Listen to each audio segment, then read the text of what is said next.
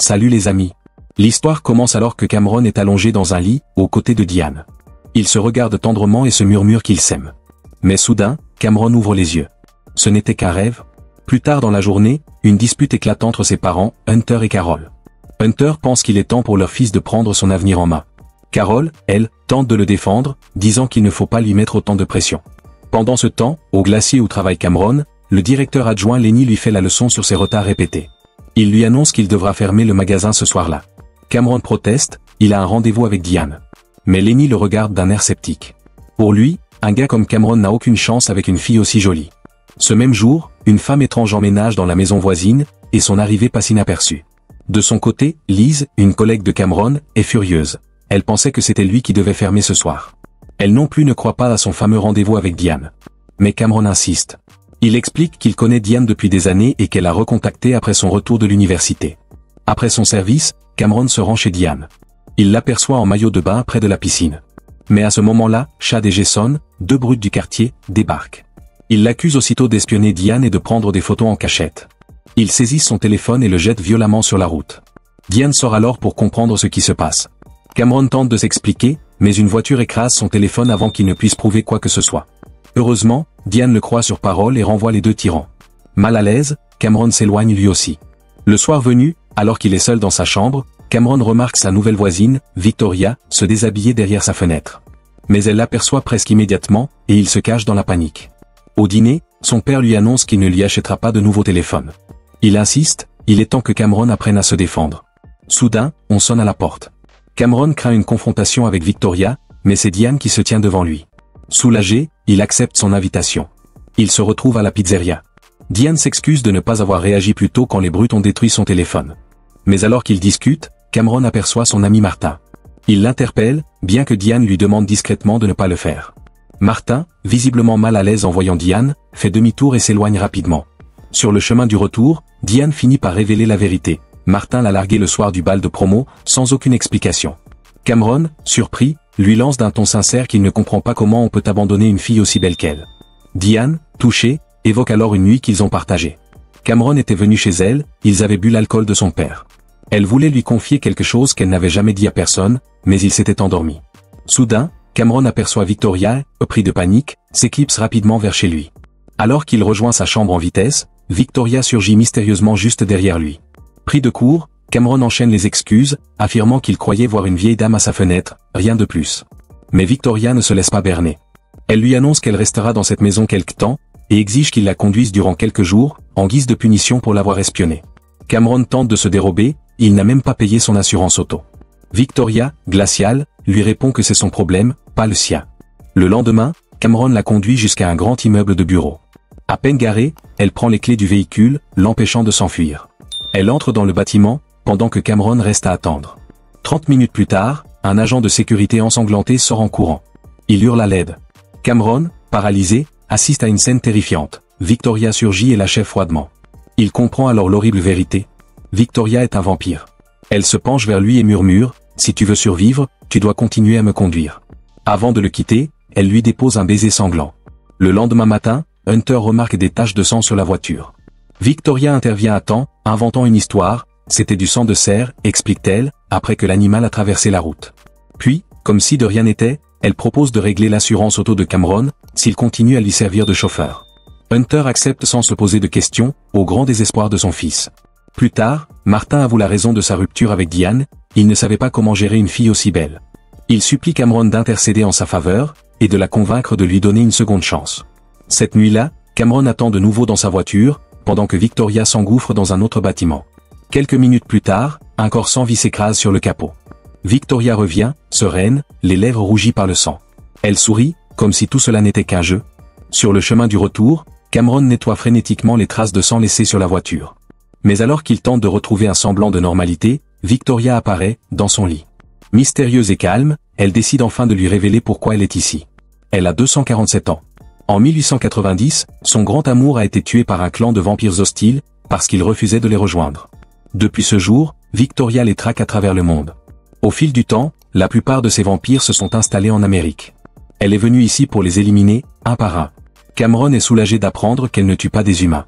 Juste des vampires. Le lendemain, Martin, pris de panique, supplie Cameron d'aller à un rendez-vous avec Diane à sa place. Il est trop nerveux pour y aller lui-même. Plus tard dans la journée, Lenny est abasourdi en voyant Cameron discuter avec Diane d'une manière si détendue et naturelle. Le soir venu, Victoria informe Cameron qu'elle s'apprête à éliminer l'un des derniers membres du clan ennemi. Ensuite, elle se concentrera sur leur chef, celui qui a arraché la vie de son amant. Elle ordonne à Cameron de rester dans la voiture.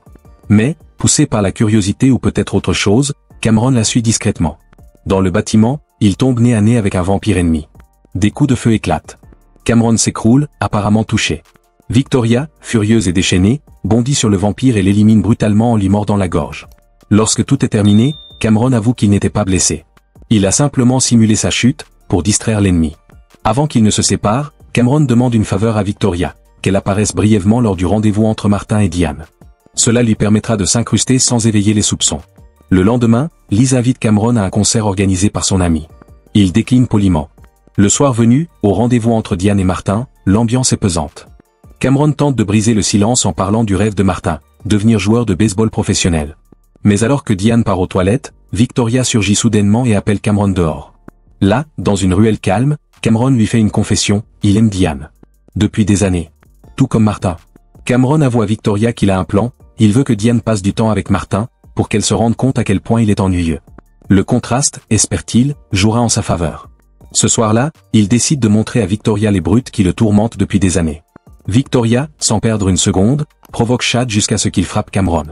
Mais elle lui apprend aussitôt quelques techniques de combat efficaces.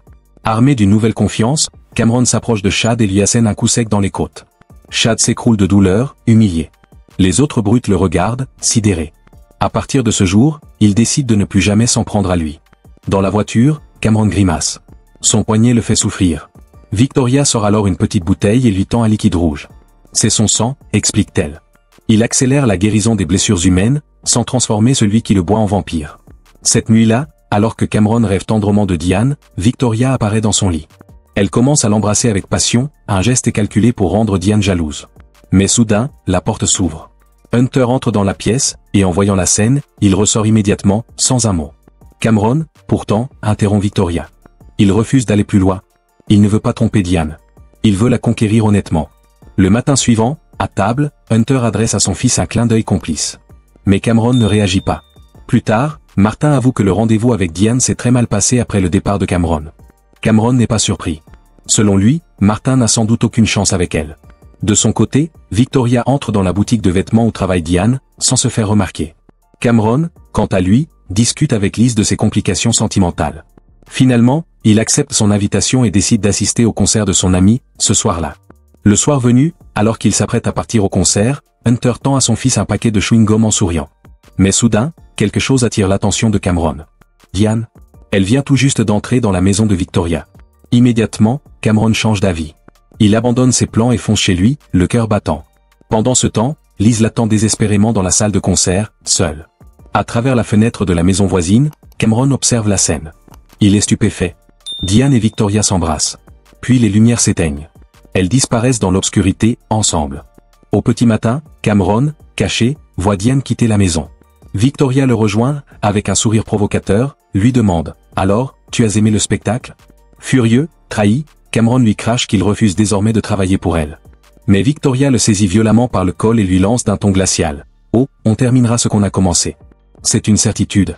Plus tard, Cameron propose à Martin un autre rendez-vous avec Diane, jurant de l'aider à mieux réussir cette fois. Il se rend ensuite au café, mais Liz, blessée, l'attend de pied ferme et lui assène une gifle cinglante. Il a manqué leur soirée. Et elle ne l'a pas digéré. Cameron tente de reprendre le contrôle. Il rend visite à Diane dans son magasin de vêtements. Elle lui révèle calmement que Martin l'a invitée à sortir de nouveau, et qu'elle a accepté. Ce jour-là, Carol offre un nouveau téléphone à son fils. Mais elle lui demande de ne surtout pas en parler à Hunter, du moins pas encore. Le soir du rendez-vous, Cameron donne à Martin un écouteur équipé d'un micro. Depuis sa voiture, il écoute toute la conversation, prêt à coacher son ami à distance. Tout semble bien se passer. Diane, charmée, lui tend ses clés et lui dit de l'emmener où il veut. Mais lorsque Cameron lui souffle de la ramener chez elle, Martin désobéit. Il décide de l'emmener dans un coin isolé.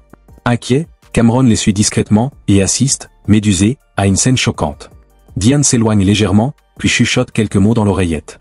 Elle l'arrache, la jette au sol. Elle savait. Depuis le début. Et là, d'un geste brutal, elle mord Martin au cou. Cameron reste figé, horrifié. Diane est un vampire elle aussi. Sous le choc, il se précipite au café pour retrouver Lise. Mais elle n'est pas là. Quelques instants plus tard, Diane réapparaît. Cameron, bouleversé, craint le pire. Il pense que Diane a tué Martin. Mais soudain, elle ouvre le coffre de la voiture. Martin est là, vivant. Avec calme, Diane explique qu'elle ne l'a pas tué. Elle l'a seulement transformé, juste assez, pour qu'il devienne plus fort. Assez fort pour réaliser son rêve, devenir joueur de baseball professionnel. Puis, elle s'avance vers Cameron, sincère et vulnérable. Elle lui avoue qu'elle l'aime. Et qu'elle avait peur? Peur de le perdre s'il découvrait qui elle est vraiment. Diane lui révèle alors toute la vérité, elle est en vie depuis des siècles. Et tous ceux qu'elle a aimés avant lui, sont morts, emportés par le temps. Elle ne voulait pas que cela arrive à Cameron. Touché par ses paroles, Cameron lui pardonne.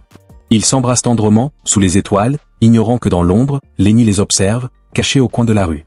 Plus tard dans la nuit, Victoria confronte Cameron.